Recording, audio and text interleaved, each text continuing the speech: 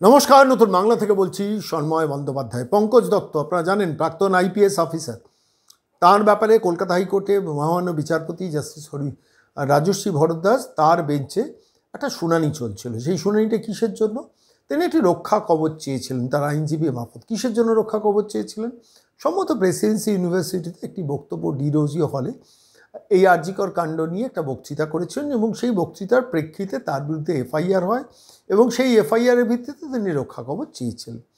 আসলে এর পেছনে একটা ছোট্ট কাহিনী আছে, সেই কাহিনিটা আমি বলবো, কিন্তু তার আগে পঙ্কজ দত্ত আইপিএস অফিসারকে কে কীভাবে চেনেন? দেখুন, পঙ্কজ দত্ত সম্বন্ধে যারা জানেন, প্রাক্তন আইজি এবং প্রাক্তন আইপিএস অফিসার, একটু ঠোঁট কাটা, স্পষ্টবাদী, স্পষ্ট কথা বলতে ভালোবাসেন, সাদাকে সাদা বলতে ভালোবাসেন, কালোকে কালো বলতে ভালোবাসেন, কুতিয়ে কুতিয়ে কথা বলতে ভালোবাসেন না। এবং এবিপি আনন্দের বিভিন্ন অনুষ্ঠানে তাকে যথেষ্ট সোচ্চার হতে দেখা যায়। এখন স্বাভাবিকভাবে তিনি শাসকের রোষে থাকবেন, সেটাই তো স্বাভাবিক। ডাক্তার কুণাল সরকারি, ডাক্তার সুবর্ণ গোস্বামী, তাদের লালবাজার থেকে ডেকে পাঠানো হয়েছিল, আপনারা জানেন। শফিকুল ইসলামের মতো ব্লগারকে তার অ্যাকাউন্ট বন্ধ করে দেওয়া হচ্ছে, জানেন। এই চাপ এবং এই অত্যাচার নিয়েই যারা প্রতিবাদী কণ্ঠ, প্রতিবাদের কথা বলেন, তাদের বিরুদ্ধে পুলিশ লেলিয়ে দেওয়া হয়। বিভিন্ন আরও অনেক আছে, আমি দুটো উদাহরণ সাম্প্রতিককালে বললাম, তো যাই হোক, সেটা তো অন্য কথা। কিন্তু এই পঙ্কজ দত্ত প্রাক্তন আইপিএস, তার বিরুদ্ধে একটা এফআইআর হলো। এফআইআরে কি, যে তিনি নির্দিষ্ট একটি এরিয়ার নাম করে বলা হচ্ছে যে তিনি সেই এলাকার মানুষকে অসম্মান করেছেন, অপমান করেছেন, কাউকে দিয়ে বটতলা থানায় একটা তার বিরুদ্ধে এফআইআর হলো। তার ব্যাপারে জাস্টিস রাজশ্রী ভরদ্বাজের কোর্টে দুদিন শুনানি হলো, কিন্তু তিনি রক্ষা কবচ পেলেন না। এবং তারপর সম্ভবত নভেম্বর মাসের দ্বিতীয় বা তৃতীয় সপ্তাহে আবার দুপক্ষকে দুপক্ষ যারা মামলা করেছেন তাঁদের এবং তার একই সঙ্গে পঙ্কজ দত্তর আইনজীবীকে হলফনামা জমা দিতে বলা হয়েছে। এই পর্যন্ত হচ্ছে একটা পর্ব। দ্বিতীয় পর্ব হচ্ছে যে, দেখুন ঘটনার উৎসস্থল কোথায়। ডিরোজিও হলে এই বক্তৃতাটা হওয়ার পর অনেকেই বক্তৃতা দিয়ে করেছিলেন। সেখানে আমরা দেখেছিলাম বিশিষ্ট ডাক্তারবাবুরা বক্তৃতা করেছেন, ডাক্তার দীপেন্দ্র সরকার বক্তৃতা করেছেন, পঙ্কজবাবুও বক্তৃতা করেছেন, তিনি আমন্ত্রিত বক্তা ছিলেন। তিনি তার বক্তব্যের মধ্যে যে বিষয়টা হাইলাইট করেছিলেন, বলেছিলেন, আমি যতটুকু শুনেছি, আমি যতটা বুঝেছি, আমি তার বক্তৃতাটা অন্তত 10 বার নিজের এই সংক্রান্ত প্রতিবেদন তৈরি করার জন্য শুনেছি। যেখানে কতটা সিকিউরিটি আছে, আরজিকরটা অতটা একটা সিকিউর জোন, সেখানে যদি এই ঘটনা ঘটতে পারে, তাহলে অন্য জায়গায় যেখানে সিকিউরিটি নেই, সেই জায়গায় এই ঘটনা ঘটলে আমাদের মনকে এত নাড়া দিত না, মানে আমরা হয়তো ভাবতাম। কিন্তু আরজিকরের ক্ষেত্রে আমাদের এটা ভাবিয়েছে, কেন পুলিশ আউটপোস্ট, শ্যামবাজারের কাছে গিজগিজ করছে লোক, তার মধ্যে এই ঘটনা ঘটছে। এটাকে তিনি বোঝাতে চেয়েছেন, এক্সপ্রেস করতে চেয়েছেন। এই এক্সপ্রেশন নিয়ে প্রশ্ন তুলে একটি টিভি চ্যানেল, কলকাতা টিভি, তার নিজস্ব এডিটোরিয়াল পলিসি থাকতেই পারে, আমি সেই নিয়ে কোনো প্রশ্ন করব না, তার সঞ্চালিকা মৌপিয়া নন্দী, তিনি প্রশ্ন করেন এবং তিনি প্রশ্ন তোলেন, শুধু না, তিনি শাসককে খুশি করার জন্যই প্রশ্নটা তোলেন যে আপনি পঙ্কজবাবু বাঙালির লজ্জা, এই জাতীয় একটা ইন্টারপ্রিটেশন করার চেষ্টা করেন। এবং সেই অনুষ্ঠানে, আমি সেই অনুষ্ঠানটা কিছু শুনেছি, সেখানে সাংবাদিক সুমন ভট্টাচার্য তিনি বলেন যে ইমিডিয়েটলি পঙ্কজ দত্তর বিরুদ্ধে এফআইআর হওয়া উচিত, এ জাতীয় মন্তব্য করেছেন। আমি যতটুকু মনে পড়ছে, আমি যতটুকু শুনেছি। ঠিক তারপর ওই সোনাগাছির কোনো একটা অঞ্চল থেকে কেউ কাউকে দিয়ে একটা এফআইআর করা হয় বটতলা থানায়। স্বাভাবিকভাবে পঙ্কজবাবু একটু চিন্তিত হন যে এই এন্টায়ার এপিসোডটাকে করে ইন্টারপ্রেট করে পঙ্কজবাবুকে আসলে টাইট দেওয়ার চেষ্টা হচ্ছে, যেভাবে ডাক্তার কুণাল সরকারকে টাইট দেওয়ার চেষ্টা হচ্ছে, যেভাবে ডাক্তার সুবর্ণ গোস্বামীকে টাইট দেওয়ার চেষ্টা হচ্ছে, যেভাবে শফিকুল ইসলামকে টাইট দেওয়ার চেষ্টা হয়েছে, বিভিন্ন প্রায় বহু ইউটিউবারকে টাইট দেওয়ার চেষ্টা হয়েছে, প্রতিবাদী কণ্ঠ দেখলেই টাইট দেওয়ার চেষ্টা হয়। এবং এটা করা হলো একটি নির্দিষ্ট সংবাদ মাধ্যমের একটি অনুষ্ঠানে কে পেছনে রেখেই করা হলো। এখন কীভাবে করা হলো, কেন করা হলো, এটা ব্যাখ্যার কোনো দরকার নেই। আমি এইটুকু বললাম যে, দেখুন, যে কোনো সংবাদ মাধ্যমে নিজস্ব এডিটোরিয়াল পলিসি থাকতেই পারে। কলকাতা টিভির শাসককে খুশি করার, শাসককে তৈলমর্দন করার এডিটোরিয়াল পলিসি থাকতেই পারে, সেটা নিয়ে কারুর কিছু বলা নেই। তারা করবেন, তার বিরুদ্ধ কণ্ঠস্বরও থাকবে, অন্যান্য টিভি চ্যানেল তার কাউন্টারটা করবেন, সেটা হতে পারে। কিন্তু একজন সঞ্চালিকা খেইটা ধরিয়ে দিন সরকারকে যে দেখো দেখো দেখো দেখো এই পঙ্কজ দত্ত, এই পঙ্কজ দত্ত, আপনি লজ্জা, এই পঙ্কজ দত্ত।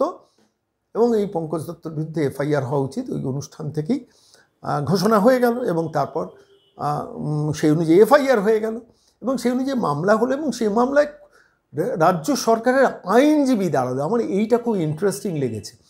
রাজ্য সরকারের আইনজীবী বলছেন, আমি সংবাদ মাধ্যমে রিপোর্টটা পড়ছিলাম, সেই আইনজীবী বলছেন রাজ্যের আইনজীবীর বক্তব্য এই মন্তব্যের জেরে প্রতিবাদ করেছেন ওই এলাকার বাসিন্দার। বলার হিম্মত নেই যে আমরা প্রতিবাদ করছি, ওই এলাকার বাসিন্দারা। ওই এলাকার বাসিন্দাদের উস্কেছিলেন কে? যাই হোক, সেগুলো তো অন্য কথা, আমি সেটাতে যাব না। কিন্তু কোন ঘটনা প্রেক্ষিতে এই এফআইআরটা হলো আমার স্পষ্টত মনে হয়েছে পঙ্কজবাবুর বক্তব্যটা শুনে। দেখুন, প্রত্যেকের নিজস্ব ইন্টারপ্রিটেশন থাকতে পারে। আমার ইন্টারপ্রিটেশন হচ্ছে পঙ্কজবাবু হাইলি সিকিউর একটা জোনের সঙ্গে ইনসিকিউর জোনের একটা রেফারেন্স হিসেবে ওই সোনাগাছি শব্দটা, এলাকাটার নামটা উল্লেখ করেছেন, এটা আমার মনে হয়েছে। এবং এটাতে কারুর অভিমানে লাগতে পারে, কারুর সম্মানে লাগতেই পারে, আমি সেটা নিয়েও প্রশ্ন করছি না। এবং কি বলেছিলেন পঙ্কজবাবু একটুখানি আমি শুনিয়ে নিই, আমি সেই ভিডিওটা পুরোটাই প্রতিবেদনের শেষে শোনাবো। পঙ্কজবাবু কি বলেছিলেন আরজিকর কাণ্ডের প্রেক্ষিতে অনেকটা বক্তব্য, সে বক্তব্যের একটা অংশে যেখানে এই বিষয়টা বলেছেন, যার জন্য তার বিরুদ্ধে আইজির, প্রাক্তন পুলিশ কর্তা আইজির বিরুদ্ধে পর্যন্ত এফআইআর করানো হয়েছিল। কি বলেছেন পঙ্কজবাবু একটু শুনে নিন। তিনি যদি একটু বিশ্রামের জন্য সময় কাটান, পশুরা তাকে সেই সুযোগটাও কিন্তু দেয়নি।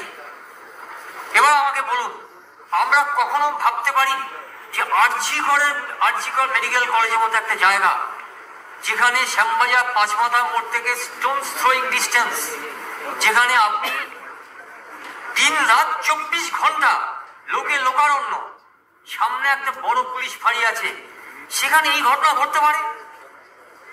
একটা মেডিকেল প্রশাসনের চক্ষু এড়িয়ে এরকম একটা জঘন্য নারকীয় পাশবিক ঘটনা ঘটতে পারে? Can anybody imagine this? এটা কিন্তু অন্য জায়গা হলে আমরা বলতাম। এই ঘটনা যদি সোনাগাছিতে ঘটতো আমরা বলতাম এটা হতেই পারে, কিন্তু এই ঘটনা আরজিকরের মতো জায়গা হতে পারে না। আপনারা শুনলেন, তুলনা করছেন যে হাইলি সিকিউর জোন, বাইরে পুলিশ আউটপোস্ট, শ্যামবাজারের কাছ থেকে স্টোন থ্রোয়িং ডিস্টেন্স, গিজগিজ করছে লোক, সেইরকম একটা জায়গায় ঘটনা ঘটলো, স্বাভাবিকভাবে মানুষের মনকে নাড়া দিয়েছে। কিন্তু যদি অন্য জায়গায় ঘটতো এতটা মানুষের মনকে হয়তো নাড়া দিত না। সেটা পঙ্কজবাবুর নিজস্ব মতামত বলে মনে হলো অন্তত কথা শুনে। তিনি নির্দিষ্ট এরিয়াকে অসম্মানিত করার জন্য এটা বলেছেন কি? আপনাদের কি মনে হলো? আপনারা, আমাদের ভ্যালুর দর্শক, আপনারা বুকে হাত দিয়ে বলুন তো, পঙ্কজবাবু কি সেই কারণে বলেছেন মনে হলো যে একটা এরিয়াকে অসম্মান করার জন্য বলেছেন? যে কারণে যে একটা হাইলি সিকিউর জোন, যেখানে বাইরে পুলিশ আউটপোস্ট, যেখানে গিজগিজ করছে লোক, শ্যামবাজারের পাঁচমাথার একদম স্টোন থ্রোয়িং ডিস্টেন্স এলাকা, একটা রেফারেন্স হিসেবে বলেছেন, মানে সিকিউর জোনের ইনসিকিউর জোনের রেফারেন্স হিসেবে ব্যাপারটাকে বলেছেন, সেইটাকে আপনি অসম্মানিত করেছেন। আপনি বাঙালির লজ্জা, এবং আপনার বিরুদ্ধে এফআইআরটা হওয়া উচিত। তারপর যা হলো, এফআইআর হলো, 2 দিন শুনানি হলো। জাস্টিস রাজস্বী ভরদ্বাজ অবশ্য তার নিজস্ব ইন্টারপ্রিটেশন কিছু মন্তব্য করেছেন। আমি বিচারপতির সম্বন্ধে একটি শব্দ বলবো না, আমি তাকে কোনো অসম্মান করব না, তার বক্তব্যকে কোনো কাউন্টারও করব না। তিনি কি বলেছেন আমার একটু শুনিয়ে নেওয়া দরকার।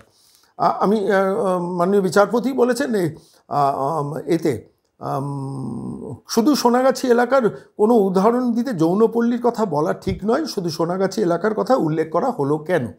মাননীয় বিচারপতি বলেছেন, যৌনকর্মীদের অসম্মান করার জন্য এই মন্তব্যই যথেষ্ট। যৌনপল্লীতে যারা থাকেন তারা অসহায়, তাদেরও নিরাপত্তার প্রয়োজনীয়তা আছে।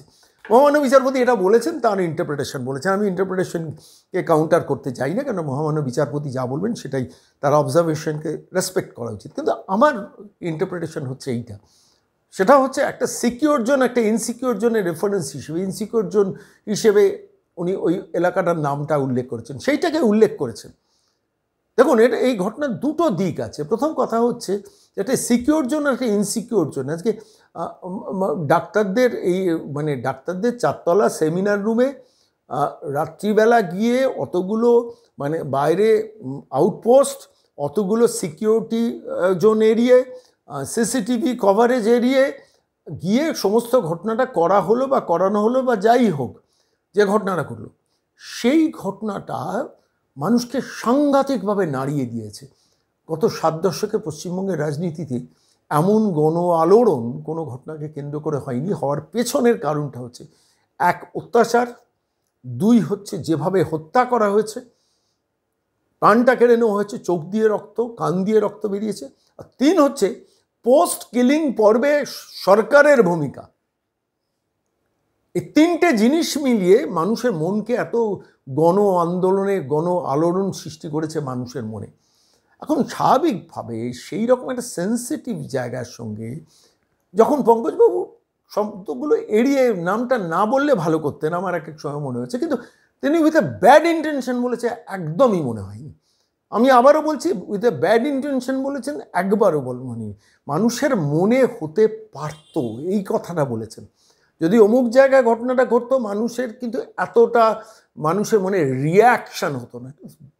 ঠিক কথা, মানুষের মনে রিয়াকশান কখন হয়? যখন হাইলি সিকিউর জোনে একটা ঘটনা ঘটছে তখন মানুষের মনে রিয়াকশান হয়, এতে অস্বীকার করে লাভ নেই, যেটা সত্যি সেইটাকে উনি বোঝাতে চেয়েছেন, কিন্তু কোনো এলাকা সম্বন্ধে অসম্মান করতে চাননি। আমারও মনে হয়েছে যে ওই শব্দটা অ্যাভয়েড করে গেলেও ভালো হতো, কিন্তু উনি তো ব্যাড ইন্টেনশন নিয়ে বলেননি। তাহলে তাঁর যুক্তি হচ্ছে, পঙ্কজবাবু যুক্তি হচ্ছে যে আমি তো ব্যাড ইন্টেনশন নিয়ে বলিনি ব্যাপারটা, তো তাহলে ওটাকে রিলেট করে দাও। এই রিলেট করার কাজটা করলো কিন্তু এখানে একটা সংবাদ মাধ্যম।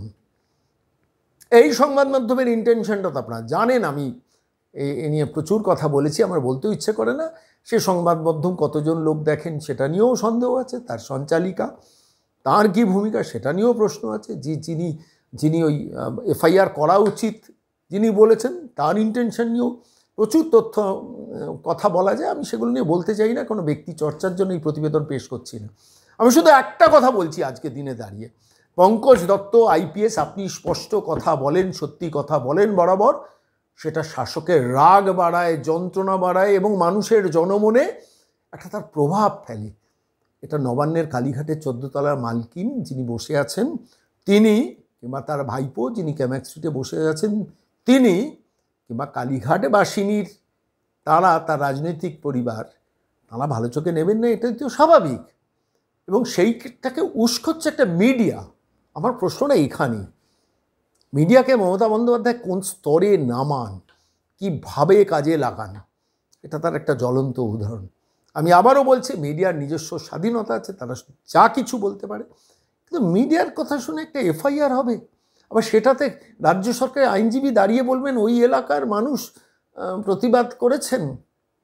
জাস্টিস রাজস্বী ভরদ্বাজ নিশ্চিতভাবে বুঝেছেন হয়তো, কিন্তু তিনি একটা সেন্সিটিভ ইস্যু বলে খুব মানবিকভাবে কথাগুলো বলেছেন। আমি কিন্তু আবারও বলছি, আমি বিচারালয়ের বিচার সম্বন্ধে কোনো অবজারভেশন নিয়ে কোনো কথা বলবো না, কিন্তু একটা কথা স্পষ্ট হোক যে পঙ্কজ দত্ত প্রাক্তন আইপিএস এই কথাগুলো কোনো কাউকে অসম্মান করার জন্য বলেননি, তাকে আসলে স্ক্রুটাইট দেওয়ার চেষ্টা করছেন।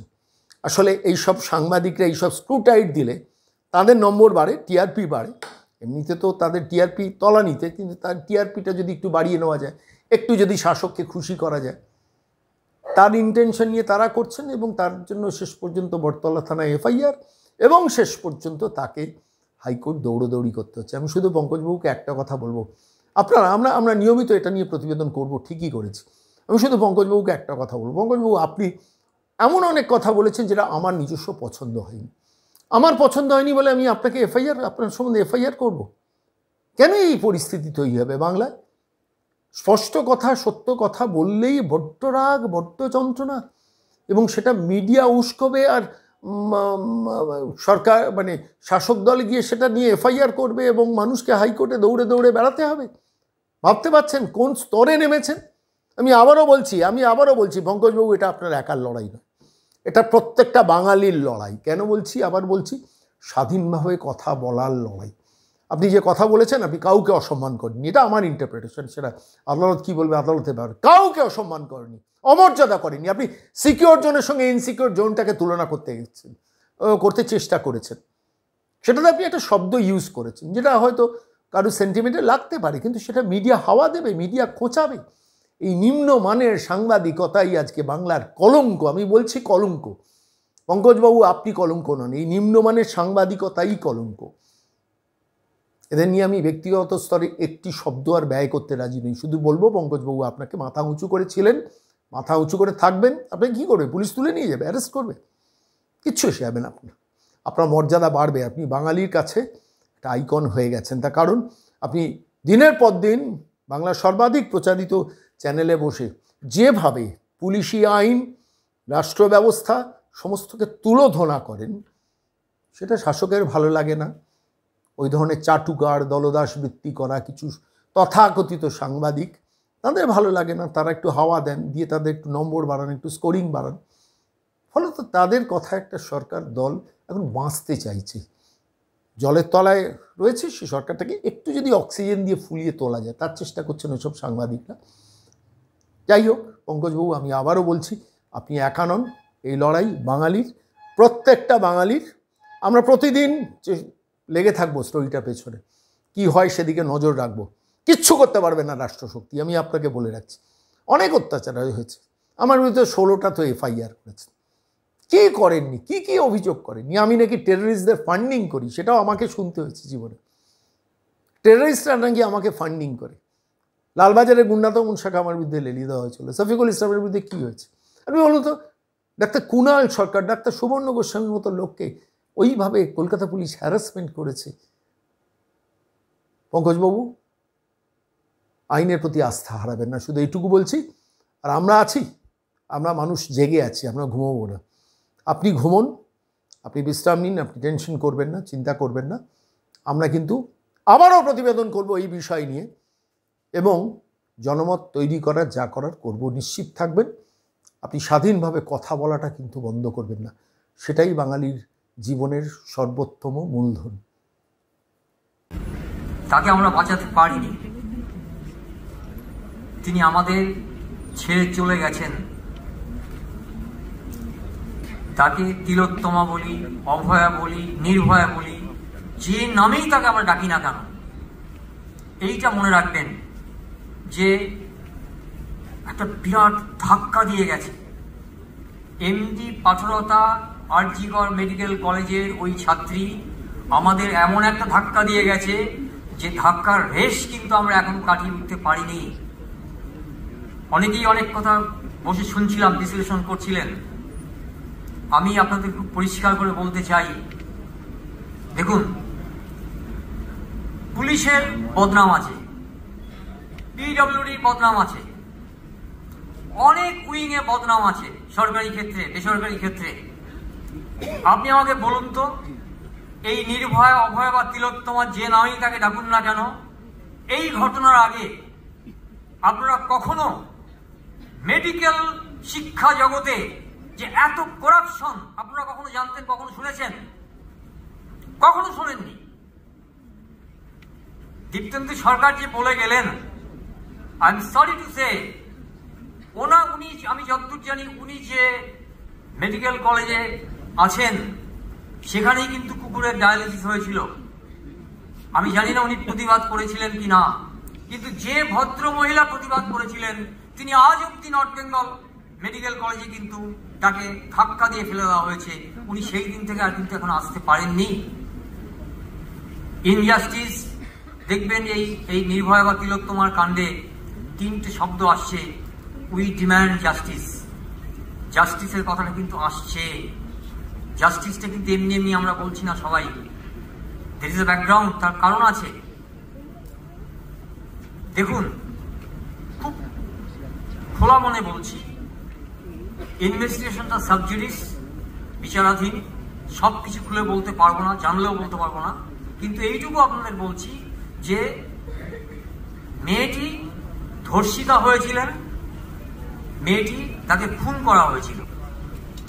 36 ঘন্টা কঠিন পরিশ্রম করার পর সেমিনার কক্ষে তিনি যদি একটু বিশ্রামের জন্য সময় কাটান, পশুরা তাকে সেই সুযোগটাও কিন্তু দেয়নি।